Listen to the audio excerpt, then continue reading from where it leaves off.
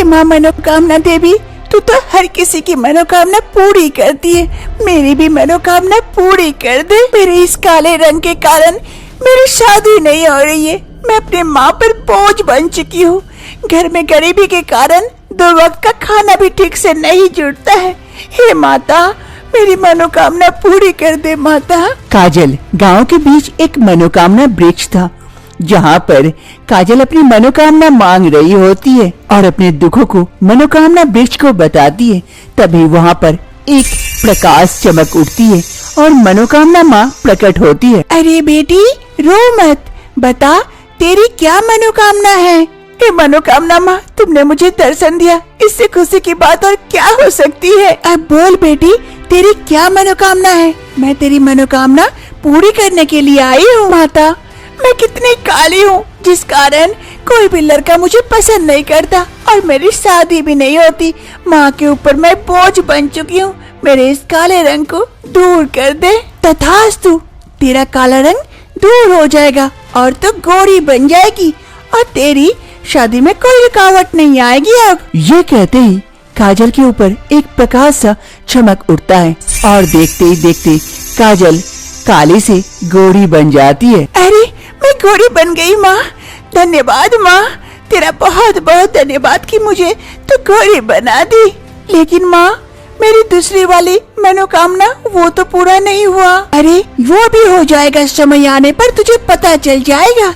अब जा, तू घर जा। ये कहते हुए वो मनोकामना माँ अदृश्य हो जाती है धीरे धीरे और इधर काजल काफी खुश हो जाती है और अपने घर की ओर जाने लगती है खुशी खुशी। काजल खुशी खुशी अपने घर की ओर लौट रही थी क्योंकि वो गोरी हो गई थी।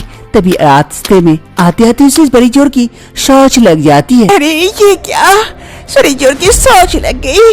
उई माँ, अरे अभी नदी किनारे जाते जाते तो रास्ते में ही हो जाएगी। क्या करूँ, कोई अच्छा काम होता नहीं कि ये सोच बीच में आ जाती है। उई, अब क्या करूँ।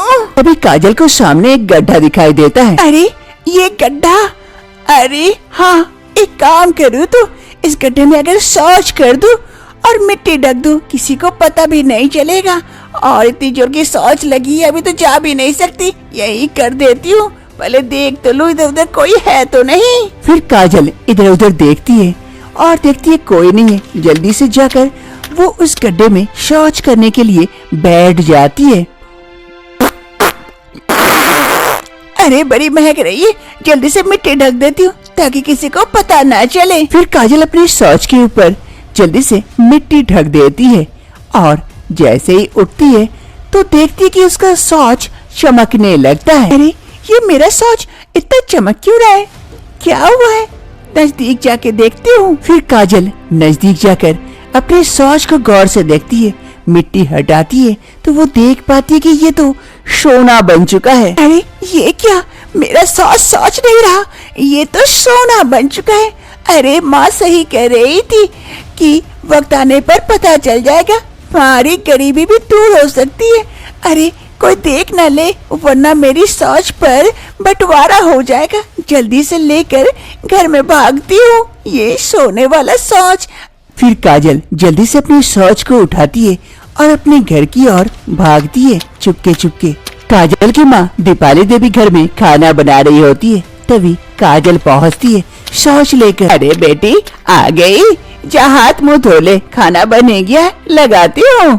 और हाथ में क्या है। अरे बेटी तू इतनी गोरी कैसे हो गई, काली होके गई थी गोरी होके आ गई, ये कैसा चमत्कार है। अरे माँ अभी चमत्कार देख ही कहाँ हो, ये तो मामूली सा टेलर है, फिल्म तो अभी बाकी है। यहाँ आओ और इसे पकड़ो। ये क्या है बेटी, पीला पीला सा। अरे माँ पहले पकड़ो तो सही, फिर बताती हूँ। फिर काजल अपनी माँ के हाथों में अपनी शौच को दे देती है। अरे माँ ये मेरी शौच है। ये सुनकर दीपाली देवी जल्दी से शौच को नीचे गिरा देती है। अरे ची ची ची ची ची ची, ये क्या कर दिया, अपने शौच को कोई हाथ में ऐसे लेके आता है और वो भी मेरे हाथ में दे दी। ची ची, मैं तो अशुद्ध हो गई, अब तो मुझे नहाना पड़ेगा। अभी से घिन आने लगी मुझ पर। अरे माँ जिसको इतना घिन कर रही है, अभी सच्चाई पता चलेगी तो उसी को उठा के रखेगी। बोलना क्या चाहती है तू। अरे माँ अच्छे से ध्यान से देख, वो शौच चमकदार है, मतलब कि वो सोना बन चुका है, अब शौच नहीं रहा। दीपाली देवी काजल के शौच को अच्छी तरह से गौर से देखती है। अरे हाँ बेटी, तू तो सही कह रही है, शौच तो चमक रही है। क्या सच में सोना है? अरे हाँ माँ हाँ, सच में सोना है। तेरी बेटी सोना हकती है, सोना। अरे बेटी, तब तो हमारे सभी समस्याओं का समाधान हो जाएगा, हमारी गरीबी दूर हो जाएगी, हमारे भी बड़े बड़े घर होंगे, हम भी अच्छा अच्छा खाना खाएंगे और अमीरों की भांति रहेंगे। हम इसे बेचकर खूब पैसा कमाएंगे। अरे हाँ माँ, आगे आगे देखती जा, तेरी बेटी क्या क्या करती है। सुबह का वक्त हो रहा था। दीपाली देवी घर से बाहर मिट्टियाँ खोद रही थी और गड्ढा बना रही थी। तभी काजल की नींद खुलती है, वो घर से बाहर आती है। अरे माँ, ये क्या कर रही हो? चारों तरफ गड्ढा गड्ढा करके क्यों रखी हो? अरे बेटी, भूल गई क्या? तू सोना हगती है और मैं चाहती हूँ तू इन गड्ढों में हगे, ताकि जब भी सोना बन जाए तो हम उसे निकाल पाए और गांव वालों की नजरों से बचा पाए। इससे कोई भी देख नहीं पाएगा और सोना हमें मिलेगा। अगर कोई देख लिया तो फिर बंटवारा हो सकता है। अरे माँ, तू तो बड़ी चालाक है। अरे देखना पड़ेगा ना, किसकी माँ हूँ। फिर काजल दीपाली देवी के कहे अनुसार उन गड्ढों में जा जाकर शौच करती है और मिट्टी ढक देती है, जिससे कि शौच किसी को ना दिखे।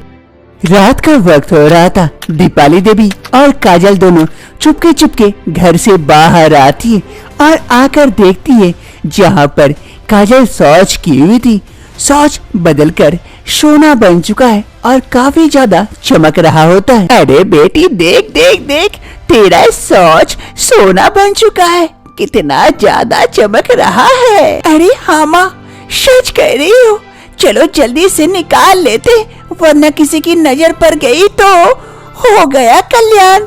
अरे हाँ हाँ, चल चल, कहीं कोई देख न ले, उससे पहले हम निकाल लेते हैं सोना। फिर दीपाली देवी और काजल चुपके चुपके जाते हैं और काजल जहाँ जहाँ शौच की थी मिट्टी को हटाते हैं और उसमें से सोना निकाल लेते हैं। और सभी गड्ढों से सोना निकालने के बाद चुपके चुपके घर के अंदर की ओर चले जाते हैं। ऐसे दिन बीतने लगते हैं। एक रोज काजल और दीपाली देवी थैले में सोने डालकर पहुंच जाते हैं सोने की दुकान, जहां पर धनराज सेठ बैठे हुए थे। दीपाली देवी और काजल वहां पहुंचती है। अरे कहिए, क्या लेना है? अरे सेठ जी, लेना नहीं है, देना है। देना है? क्या देना है? मेरे पास कुछ सोने पड़े हुए, देखिए तो जरा, इन्हें क्या आप खरीद सकते हैं? दीपाली देवी अपने पास से सोना निकालकर जोहरी को दिखाती है। सेठ जी वो देखते हैं अच्छे से और अरे ये तो असली सोना है, इतना अच्छा प्योर सोना। अरे आप लोगों को ये सोना कहाँ से मिला? कहाँ से मिला वो छोड़िए, लेना है तो बोलिए, और भी बहुत सारे हैं। अगर आपको चाहिए होगा तो मैं आपको दे सकती हूँ, लेकिन अच्छी कीमत लगानी होगी सोने की। अरे हाँ हाँ, क्यों नहीं, लाओ लाओ, कितना सोना है मुझे दो, मैं अभी अच्छे से कीमत लगाकर उसके बदले पैसे दे देता हूँ, और आगे से जितना भी सोना होगा मुझे ही देना।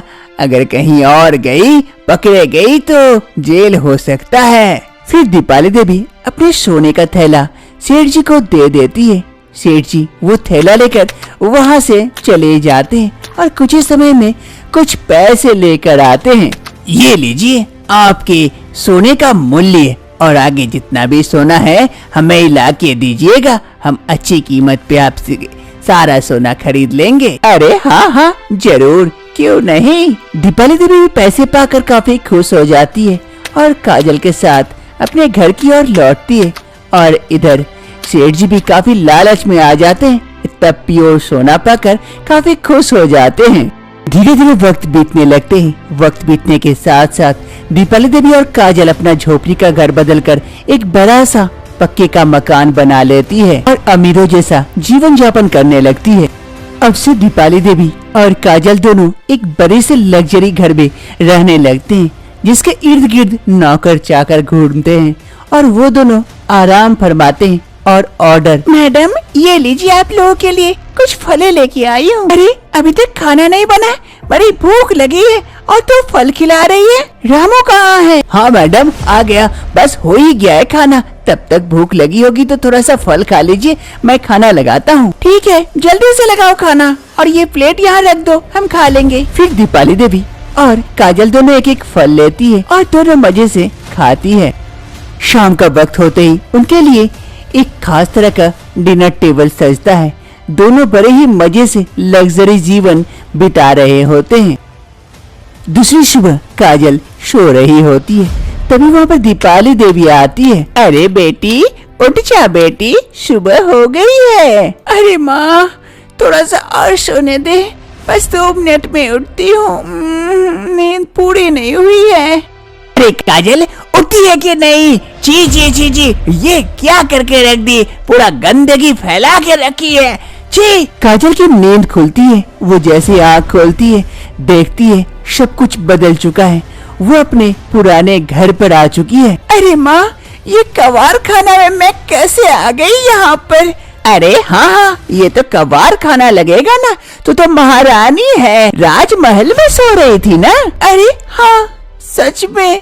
और ये मेरे रंग का क्या हुआ, मैं काली कैसे हो गई? मैं तो गोरी थी ना। अरे काली थी, लेकिन अब काली नहीं पीली हो गई है। अपने आप को देख, हग हग के पूरे शरीर में लगा के क्या की है। देख कर ही घिन आ रही है, पूरा घर महक रहा। लेकिन ये कैसे हुआ? अपने सपनों की दुनिया से बाहर निकल और जा साफ कर पूरे घर को और अपने आप को भी। ची ची ची ची, मैं जा रही हूँ, जल्दी से सफाई कर। दीपाली देवी वहाँ से चली जाती है और इधर काजल। अरे वो तो सपना था, कितना अच्छा सपना था, क्यों टूटा? मैं कितना अच्छा राजमहल में सो रही थी और ये कबाड़ खाने में आ गई। क्या माँ तुम भी ऐसा ऐसा सपना दिखाती हो? कभी तो सपना पूरा कर दिया करो ताकि मैं भी काले से गोरी और अमीरों जैसा लाइफ बिता पाऊं। अब तो मुझे भी घिन आने लगी, हग के पूरे बदन में लगा दी हूँ। काजल का सपना टूट जाता है और वो वास्तविक जीवन में आ जाती है। अरे उठी कि नहीं? अरे हाँ हाँ उठ रही हूँ, तू सपना देखने देगी कहाँ? आ रही हूँ, कभी न कभी तो मेरा सपना जरूर पूरा होगा।